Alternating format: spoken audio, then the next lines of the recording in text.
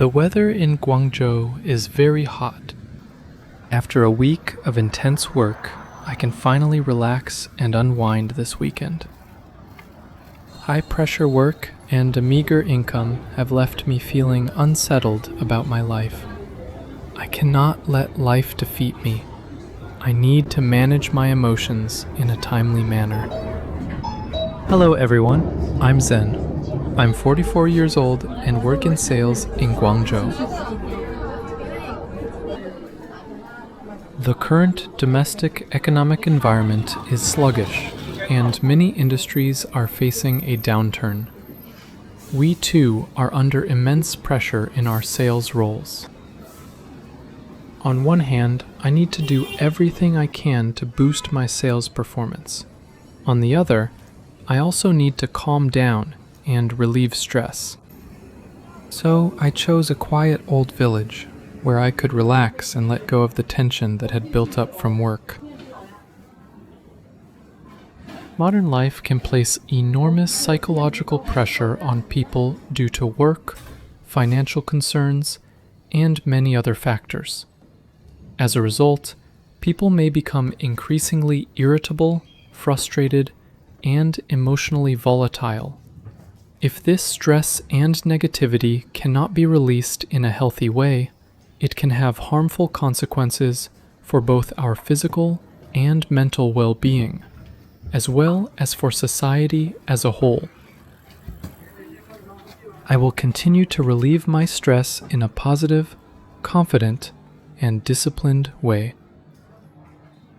At the same time, because my income has decreased, I also need to keep my spending under control. This ancient village, with a history spanning over 900 years, is one of the few places within Guangzhou's historic urban area where the intact fabric of a traditional village can still be seen.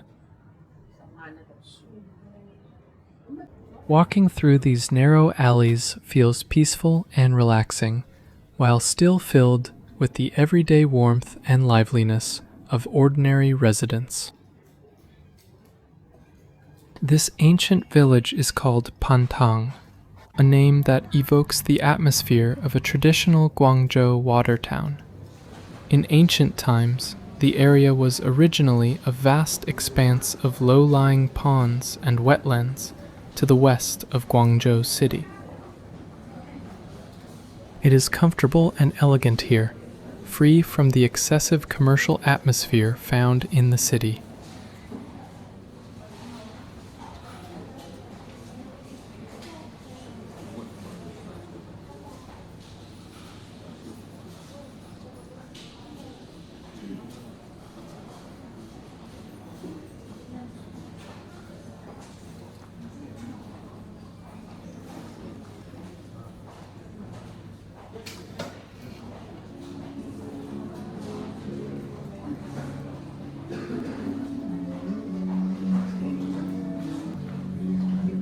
This area was once a water-rich region rather than a city.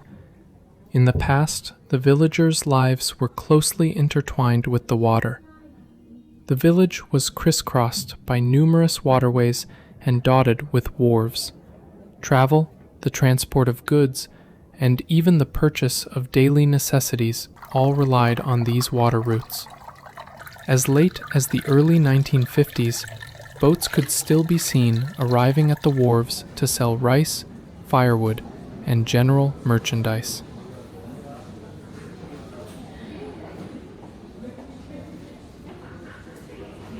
The area underwent a micro-renovation in 2016. That is precisely why visiting it today evokes a unique feeling. It resembles an ancient village, yet it doesn't feel like one that has been entirely manufactured for show. The gray brick houses have been restored and public spaces improved, yet local residents still live here. Today, this area has transformed into a Cantonese-style lifestyle experience zone, featuring a mix of artist and artisan studios alongside venues popular with young people, such as live music venues, bookstores, spaces for green healing and music, and creative lifestyle shops.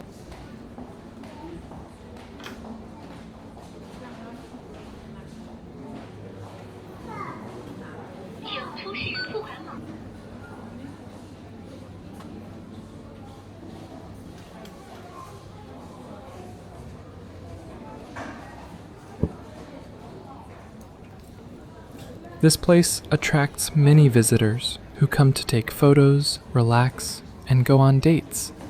There are even tourists from abroad.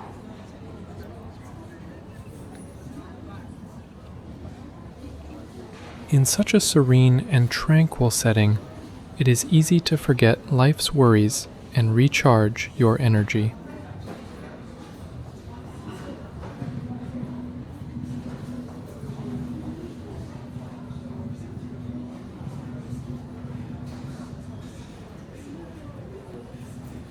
Visiting Pantang today, I wasn't looking for any particular scenery. There are no skyscrapers here, no luxury shopping malls, and no boisterous entertainment venues. Yet, amidst these narrow alleyways, I witnessed a truly authentic way of life. The old houses remain, the residents are still here, and life goes on. Times keep moving forward, and the city is constantly changing. But there are some things that perhaps don't need to change so quickly. Moments like sitting down for a cup of tea, taking an evening stroll, or finding time for quiet reflection. We are always racing to keep up with life, yet rarely pause to truly experience it.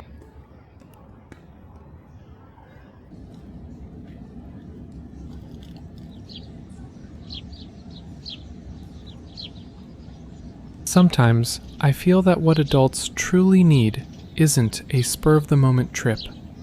It might just be a single afternoon, stepping away from the office and the anxiety-inducing news, turning off the constant stream of notifications on the phone, and then, all alone, taking a slow walk down a quiet alley. There is no particular destination, nor is there a need to plan an exciting itinerary. Just walking along, observing the people nearby, looking at the rows of old houses, and listening to the sounds around me. If you are tired, take a rest. If you are feeling down, go out for a walk. If you encounter a problem you cannot solve, set it aside for a while. Instead of constantly worrying about things that haven't happened yet, focus on doing well what can be done today. In life, the only thing we can truly control is often just this brief moment, right now. Just like this very moment. So, rather than striving for more, I now find myself wanting to cut back on the unnecessary. Less comparing myself to others, less impulse spending, less meaningless socializing, and less envying the lives of others. With my income reduced, I also have to manage my spending much more carefully. I am increasingly convinced that a person's true sense of inner confidence comes not from how much they possess, but from the ability to live a good life, even when they have very little. We are always chasing after life, yet rarely pause to truly experience it. Perhaps that is the greatest significance of today's stroll for me. It is not about escaping reality, but rather slowing down for a moment before returning to reality. I still have to work tomorrow and still face issues regarding income, daily life, and the future. These things won't simply vanish just because I took a walk today. But that's okay. Life has never been a race that must be won all at once.